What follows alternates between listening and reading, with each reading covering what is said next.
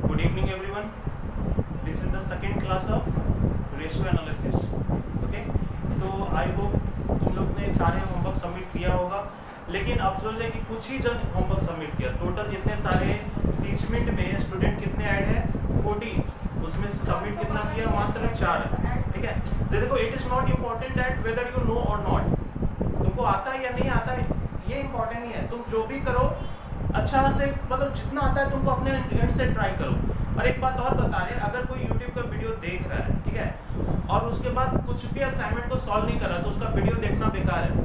क्योंकि तुम कितना भी देख लो, अगर प्रैक्टिस नहीं करोगे, देखो हर एक क्लास के एंड में हम कुछ ना कुछ असाइनमेंट देते रहेंगे।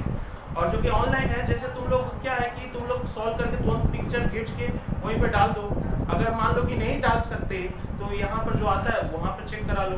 लेकिन जो नहीं आ पा रहा है, क्लासेस अटेंड नहीं कर पा रहा है, वो उन लोग के लिए ये नोटिस है कि उसको ध्यान से सुनो, उन लोगों के लिए ये नोटिस है कि उन लोग को घर में ही सॉल्व करके पिक्चर भेजना पड़ेगा। ठीक है, तो पहले काम करते हैं, होमवर्क को सॉल्व करते हैं। ठीक है, देखो तुम लोग सारे लोग अपना क्वेश्चन देख लेना, ध्यान दो इधर। देखो सबसे पहले क्या बोला है, कैलकुलेशन फॉर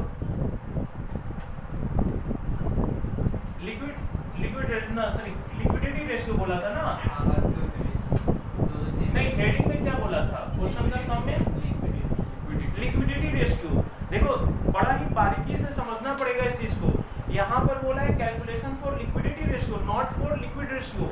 लिक्विडिटी रेशियो एक ग्रुप है, याद है ना। टाइप्स ऑफ रेशियो कितने तरह का रेशियो है, 6 तरह के हैं। उसमें से पहला जो है लिक्विडिटी है, तो लिक्विडिटी के भीतर दो ठो है। अगर लिक्विडिटी बोल दिया तो तुमको दोनों निकाल के बनाना पड़ेगा, यानी कि करंट रेशियो और क्विक रेशियो। ठीक है, हाँ अगर पार्टिकुलरली कोई एक नाम बोलता तो उसी को बनाते। तो जैसे सबसे पहले क्या बोला है, सबसे पहले निकालेंगे करंट रेशियो। अब एग्जाम के प्रॉपर प्रेजेंटेशन के अनुसार तुम लोग को बता रहे हैं, सबसे पहले यहाँ लिखना पड़ेगा। सबसे पहले तो आज पहला सम करा रहे हैं, इसलिए इसमें नो शॉर्टकट।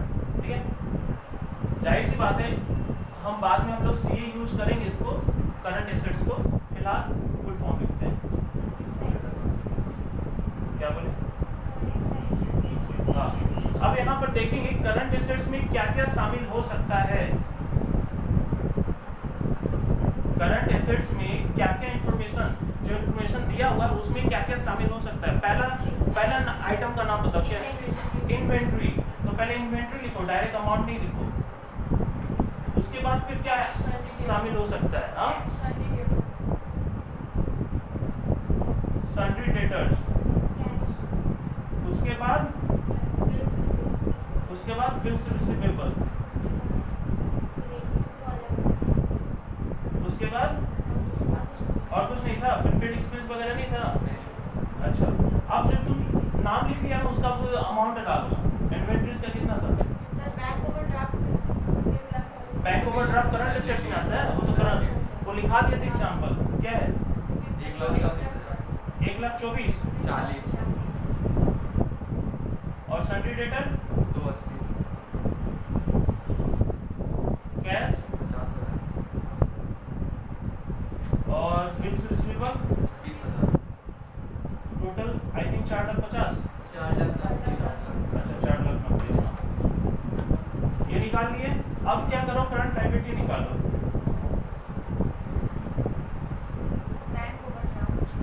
करंट लायबिलिटी में क्या क्या दिया उसके अनुसार यहाँ पे पुट करो। सबसे पहले क्रेडिटर और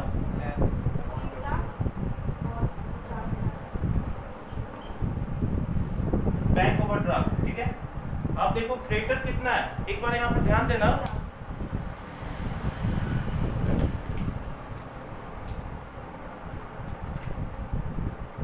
देखो इधर क्रेडिटर 3 लाख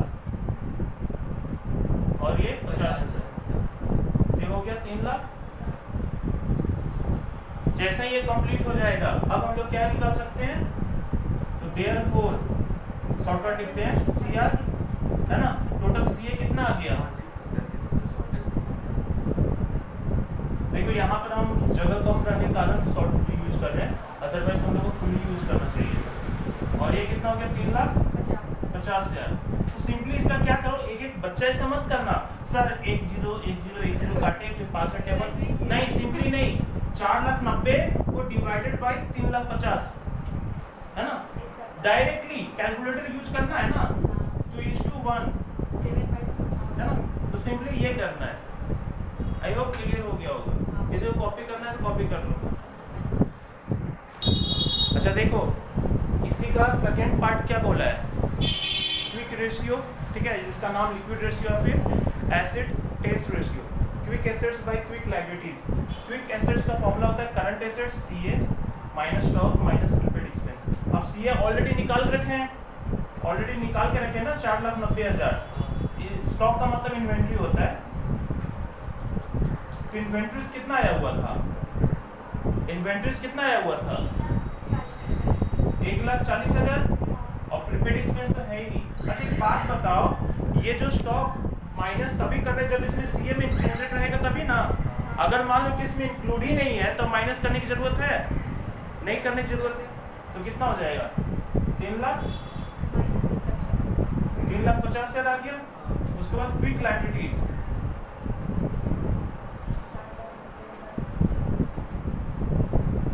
क्विक लायबिलिटीज क्या क्या हो जाएगा, CA minus bank overdraft minus एक ही चीज माइनस करते हैं ना, खाली एक ही चीज। अच्छा देखो सीएल तो ऑलरेडी निकाल के रखा है, कितना 3,50,000। देखो फिर से तुम ऑलरेडी निकाला हुआ उसमें से बस माइनस करना है बैंक ओवरड्राफ्ट 3 लाख है ना, 3 लाख। अब क्या करना है इसे बस कीवर्ड निकाल दो, तो क्या हो जाएगा क्विक एसेट 3,50,000। अगर हम करंट रेशियो नहीं निकाले होते तो फिर से हमको बनाना पड़ता। हाँ अगर करंट रेशियो नहीं निकाला रहता ना, तब तुमको करंट एसेट्स फिर से निकाल के या फिर उसको पहले ही उसको छोड़कर डायरेक्टली उसको ऐड कर लेता। पहले लिक्विडिटी निकालना उसके बाद क्विक निकालना। अगर सिंपल सी बात है, अगर करंट एसेट्स पता है तब ना। अगर मान लो कि कैलकुलेट कर लिए, लेकिन अगर मान लो कि डायरेक्टली मेरे को क्विक ऐड करना है तो जो भी एसेट्स ऐड करेंगे उसको स्टॉक और प्रीपेड एक्सपेंस को ऐड नहीं करेंगे, है ना, इसमें इंक्लूड ही नहीं करेंगे। ये सिंपल सी बात क्या कर रहे हैं, जो इंक्लूडेड है उसको एक्सक्लूड कर रहे हैं, स्टॉक और प्रीपेड एक्सपेंस। इसका कितना आ जाएगा 1:6,6,6,6 जा रहा है तो 6,7:1 1.16 है 1.16। अच्छा तो 1,6,6,6 जा रहा है तो 1,6,7 कर दो। नहीं 1.7 कर देंगे। हाँ वो भी बोल सकते हो 1,7, हाँ 1.66। ठीक है, कॉपी कर लो इसको। अच्छा देखो एक इम्पोर्टेंट नोट्स है यहाँ पे, इम्पोर्टेंट नोट्स क्या है, inventory does not include loose tools. मतलब क्या बोल रहा है कि इन्वेंट्री में कभी भी लूज टूल्स नहीं आता है, ठीक है, इन्वेंट्री में कभी भी लूज टूल्स नहीं आता है। लूज टूल्स का मतलब क्या होता है, जैसे स्क्रू जो नट बोल्ट होता है, ठीक है, मतलब कि स्क्रू मतलब जो कसने वाला होता है, ठीक है, नट बोल्ट हो गया, स्क्रू ड्राइवर भी इसी में आ जाएगा, ठीक है, स्क्रू ड्राइवर भी आ जाएगा। एंड इन्वेंट्री में एक और चीज नहीं होता, स्पेयर पार्ट्स। स्पेयर पार्ट्स का मतलब कुछ देखो एग्जांपल बता रहे हैं, जैसे रिप्लेसमेंट पार्ट्स मतलब क्या होता है, कुछ बड़े बड़े मशीन में कुछ पार्ट्स खराब हो जाते हैं, जैसे इंजन खराब हो जाता है, उसके लिए पहले से एक अच्छा इंजन रखता है, जब वो इंजन खराब हो जाता है तो उसको रिप्लेस कर दिया जाता है, उसको भी स्पेयर पार्ट्स बोलते हैं। स्क्रैप पार्ट्स होता है जो बनने के बाद, कुछ भी फिनिश गुड्स बनने के बाद जो खराब आइटम बच जाता है, ठीक है। और बाई प्रोडक्ट होता है कि जो बनने के बाद कुछ उसका अलग डिजाइन का बन जाता है, ठीक है, ये सारे स्पेयर पार्ट्स में आते हैं। तो ये वाला बात नोट करके रख लेना, ठीक है, नहीं हम वो समझाने के लिए किए, ठीक है। अब इसको मिटा देते हैं, ठीक है, वो तो देख लेगा। उसके बाद देखो एक सम दिए हैं, अभी इसको कॉपी करो, ठीक है। इसमें क्या करना है, करंट रेशियो क्विक रेशियो निकालना है।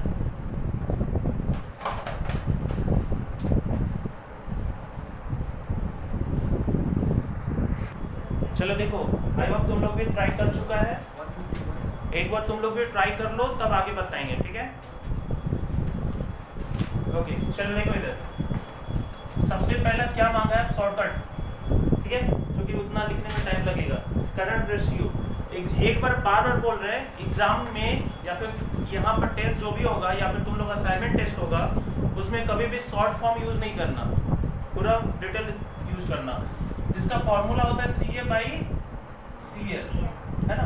अब यहाँ पर CA का मतलब क्या क्या है, तो देखो कई लोग देख रहे हैं कि सब अमाउंट लिख दे रहा है। नहीं नहीं नहीं, एक बात बताओ, एग्जामिनर कैसे डिटरमाइन करेगा तुम किसका अमाउंट लिख रहा है?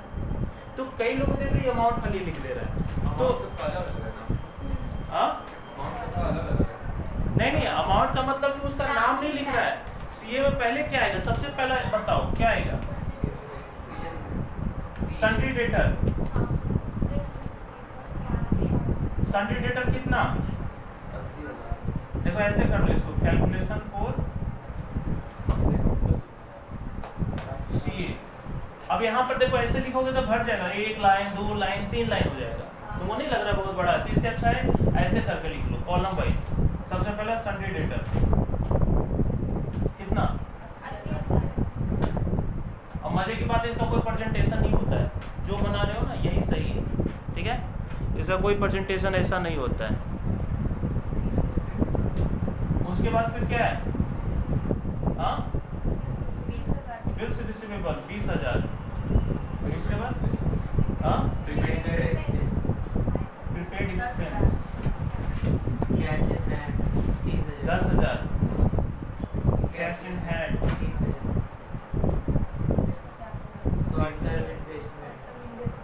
अच्छा एक बात बता रहे, देखो ध्यान देना, कई लोगों को हो सकता है ऐसा प्रॉब्लम हो सकता है कि CA और CA में आइडेंटिफिकेशन करने में दिक्कत हो रहा है। बीच बीच में हम क्या दे रहे हैं, FA भी दे रहे हैं, है ना। FA मतलब फिक्स एसेट्स। तो क्लासिफिकेशन करने में दिक्कत हो रहा है, तो प्लीज तुम लोग एक वीडियो जो क्लास 11 का वीडियो था जो उसमें पढ़ाए थे, क्लासिफिकेशन ऑफ एसेट्स देख लेना, एसेट्स एंड लायबिलिटी, ठीक है। ये क्लास 11 का प्लेलिस्ट, कौन सा प्लेलिस्ट में मिलेगा? तुम्हारा 11 का मेरा यूट्यूब चैनल पे जाना, पता ही होगा, है ना। हम फिर भी शेयर कर देंगे। इसमें लेक्चर नंबर 9 एंड 10 में इतना डिटेल से समझाया, इतना डिटेल समझाया जाए, इसे बोर हो जाओगे तुम लोग। एक काम करना, इसको 1.25 में भगा के देखना, है ना। जल्दी भगा के देख लेना, ठीक है।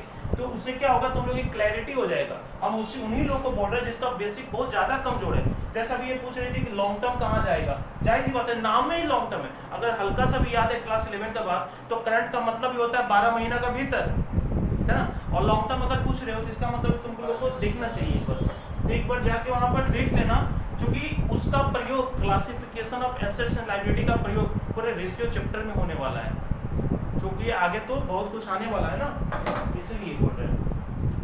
अब जैसे शॉर्ट टर्म इन्वेस्टमेंट है, तो शॉर्ट टर्म इन्वेस्टमेंट तो आएगा, लॉन्ग टर्म इन्वेस्टमेंट नहीं आएगा। कितना? 50,000। उसके बाद फिर क्या है? इन्वेंट्री में कुछ मिला हुआ है। अच्छा, ये जो हटाने का प्रोसेस है ना, सुनो, क्या सर हर एक इन्वेंट्री में ऐसा हटाते ही है? नहीं, सिर्फ रेशियो चैप्टर में ऐसा करेंगे, सिर्फ करंट रेशियो वाला चैप्टर में ऐसा करेंगे, हर एक में नहीं करेंगे।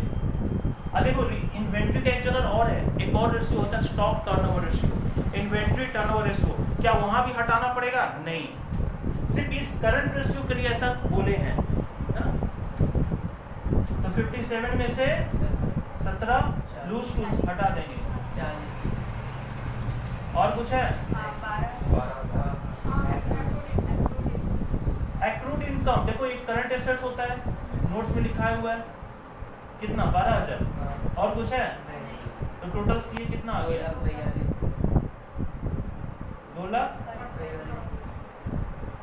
2,42,000, ठीक है, 2,42,000 आ गया। तो इसको एक बार तुम लोग कॉपी कर लो, सबका सही है ना। अब हम लोग बना रहे हैं कैलकुलेशन फॉर CL। एग्जाम में ऐसे करके दिखाना पड़ेगा, वरना फिर वो लोग मार्क्स कैसे देगा? जाहिर सी बात है, ये जो भी होगा तो 5 या 6 मार्क्स का सम है ना। हाँ, तो ये चीज तो है ही, हम बोल रहे हैं, लेकिन उसको सब कुछ लिखना पड़ेगा। शुरू से बोलो क्या क्या है इसमें? Bills payable 20,000। उसके बाद क्रेडिटर 40,000। जिसको भी अगर समझ में नहीं आए तो बोलना, ठीक है। और एक चीज और बता रहे हैं, रुको, अगर मान लो कोई तुम लोग यूट्यूब पे वीडियो देख रहे हो, अगर मान लो कि समझ में नहीं आ रहा है, तो एक काम करना, जिस पॉइंट पे समझ में नहीं आ रहा है उसका स्क्रीनशॉट लेके उस पॉइंट पे उसका जो दिख जाएगा समझ में नहीं आया मेरे को भेजना पर्सनली या फिर ग्रुप में भेजना, हम तुमको वॉइस रिकॉर्डिंग या फिर कॉल करके समझा देंगे, ठीक है। आगे बोलो, क्रेडिटर के बाद बिल्स पेबल तो लिख दिए। एक्सपेंस पेबल बचे। अच्छा, एक्सपेंस पेबल मतलब आउटस्टैंडिंग।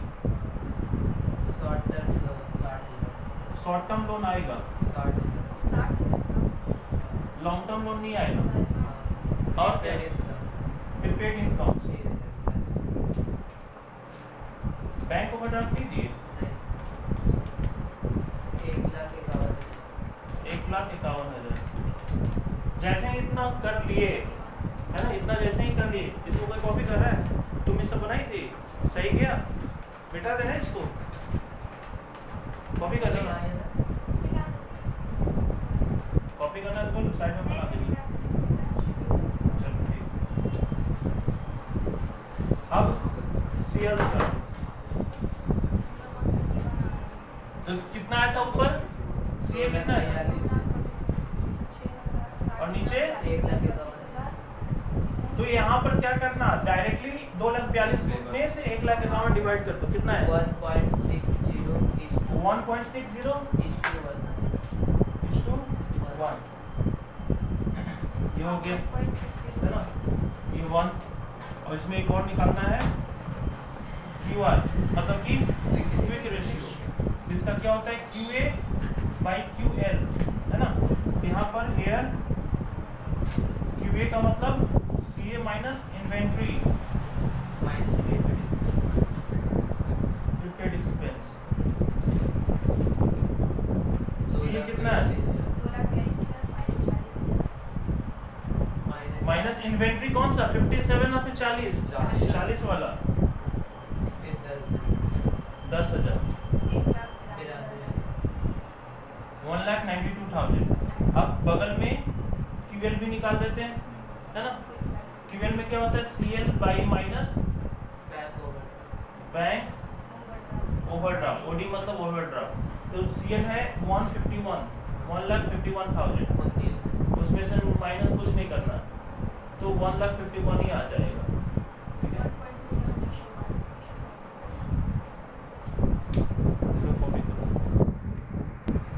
देखो therefore QR कितना आ गया 1,92,000 और 151 डिवाइड कर लो डायरेक्टली 1.27 1, ठीक है। तो दोनों निकल गया।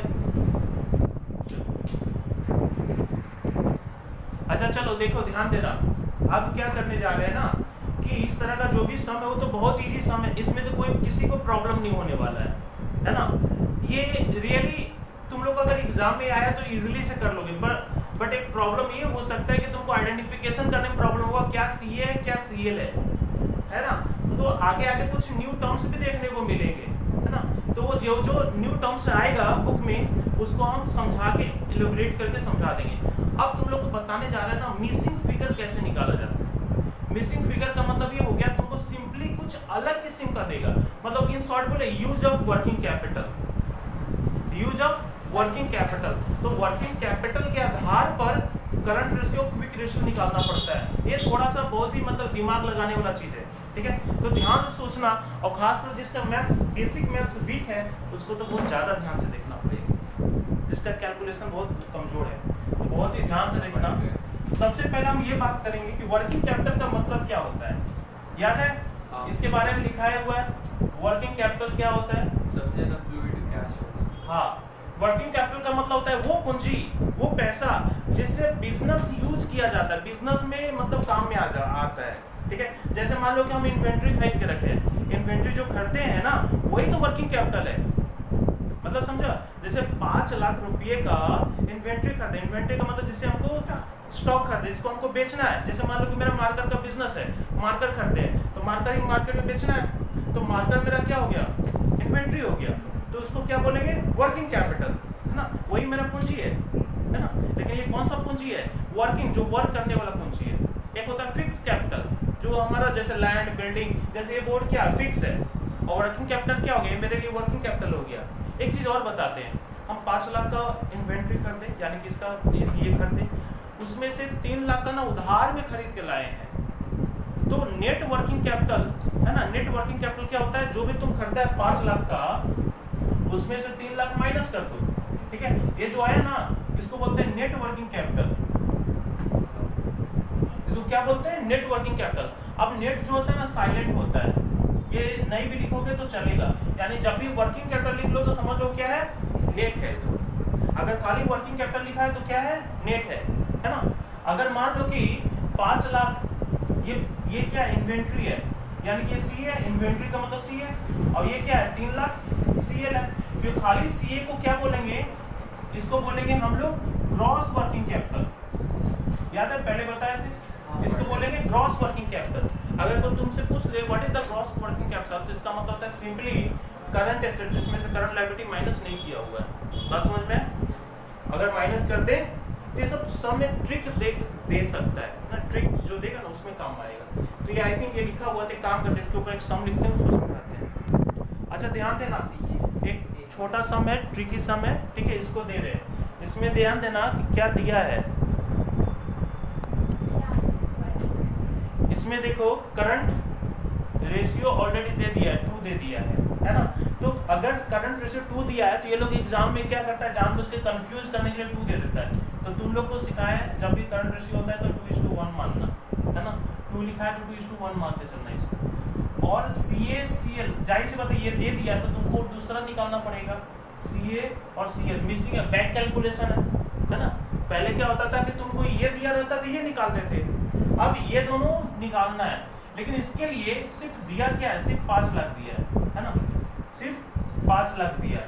और इसके सीए सीएल के बारे में सिर्फ एक लाइन लिख दिया, बोला कि करंट एसेट्स जो है करंट लायबिलिटी का ट्वाइस है ना। इसको कैसे सॉल्व करते, तो सबसे पहला अगर तुम स्टार्ट करो तो सबसे पहला तुम यही तो सबसे पहला देखो तुम्हारे पास इंफॉर्मेशन क्या है, वर्किंग कैपिटल है, तो वर्किंग कैपिटल का मतलब क्या होता है लिख लो पहले। वर्किंग कैपिटल का मतलब होता है सीए माइनस सीएल, है ना। इसको इक्वेशन, इसको वर्किंग कैपिटल को और क्या बोल सकते हो तुम लोग, 5 लाख, मतलब वो नहीं बोल रहे हैं, मतलब 5 लाख दिया हुआ है ना, सीए माइनस सीएल, ठीक है। तो इसको तुम इक्वेशन 1 मान लो, मान के चलो, है ना। अब तुमको यहां से ये लाइन को पकड़ना है, देखो समझना पड़ेगा तुमको, ये तो दिया हुआ है ना, जैसे दिया है एज इट इज पुट कर दिए, इसमें तो कोई दिक्कत नहीं है। लेकिन यहाँ पर करंट एसेट्स बोला है करंट लायबिलिटी का ट्वाइस है, तो जब भी इस तरह का लाइन है तो ये किसका ट्वाइस है, इसका ट्वाइस है ना, तो उसको x मान लो। Let CL equals to x, therefore CA क्या हो जाएगा, 2x हो जाएगा, है ना। अब एक बात बताओ, CL और CA दोनों का वैल्यू पुट कर दिया ना, तो ये दोनों का वैल्यू इक्वेशन 1 में पुट करने से कुछ ना कुछ निकल जाएगा, है ना। नाउ पुट इन इक्वेशन 1, तो क्या हो जाएगा 5 लाख, CA कितना है,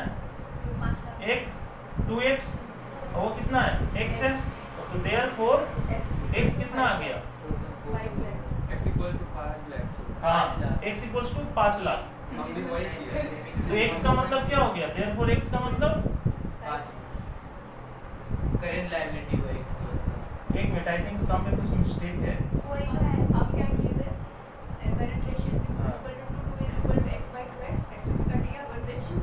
अच्छा x यहाँ पर क्या बोलता है, x क्या माने हैं, करंट लायबिलिटी CL निकल गया 5 लाख और CA भी निकल गया, तो ये रेशियो का कोई काम नहीं है, देयरफॉर एक्चुअली सम में मिस्टेक है, बहुत प्रॉब्लम से दे दी है। एक काम करो, इसको काट दो, उसका कोई काम नहीं है, ठीक है, उसका कोई काम नहीं आया, वो सम देने में थोड़ा सा 10 लाख, क्योंकि उसका दुगना होगा ना, ये 5 लाख है, इसका दुगना 10 लाख हो जाएगा, ठीक है। एक काम करना, CA वाला को पार्ट CR को मिटा दो, क्योंकि इस समय अभी उसका काम नहीं है। करंट रेशियो को लेके 2 लेके किए तो नहीं हुआ सर, 2 इज इक्वल टू नहीं एक्चुअली सम में थोड़ा मिस्टेक था। चलो ये सम एक दिया है तुम लोग को, इसको पहले खुद से ट्राई करो, उसके बाद इसका सॉल्यूशन बताएंगे। अच्छा चलो इसको सॉल्व करते हैं, ध्यान देना।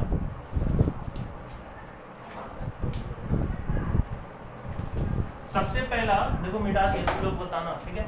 सबसे पहला क्या दिया हुआ, वर्किंग कैपिटल दिया हुआ है, 2 लाख 40। तो वर्किंग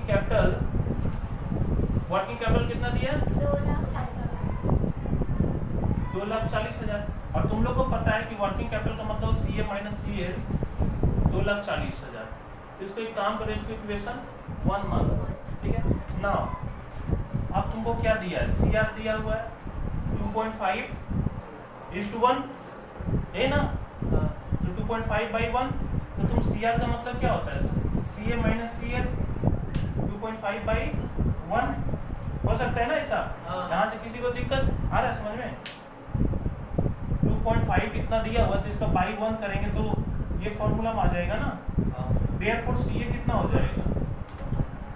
2.5 क्रॉस मल्टीप्लाई करो तो CL ये आ गया ना। तो now the value of CA is putting in equation 1. अगर इस CA का वैल्यू इक्वेशन 1 में पुट करते हो तो कितना हो जाएगा? देखो कितना आ गया था? 2.5 CL minus CL equals to 2,40,000। यहाँ तक समझ में? अगर किसी को यहाँ पर देखो, बहुत ही मैथ्स का बहुत ही बेसिक कैलकुलेशन है। आई थिंक 6 में सब सीखता है, 7 में है ना, 7-8 में सीख लेता है। तो अगर स्टिल किसी को प्रॉब्लम हो रहा है तो वीडियो को पॉज करना, स्क्रीनशॉट लेके मेरे से पूछ लेना, ठीक है। तो अब देखो 2.5 CA जो आया यहाँ पर पुट कर दिए तो 2.5 CL हो गया। उसमें से CL माइनस करेंगे तो 2.5 में से CL जाएगा कितना? इसका मतलब 1 होता है ना। तो 1.5 CL 2,40,000 है ना। तो देयरफॉर CL का वैल्यू क्या हो जाएगा? इधर मल्टीप्लाई तो उधर आके डिवाइड हो जाएगा, है ना। यहाँ लिखते हैं, लिख लीजिए 2,40,000 डिवाइड 1.5 कितना हो जाएगा?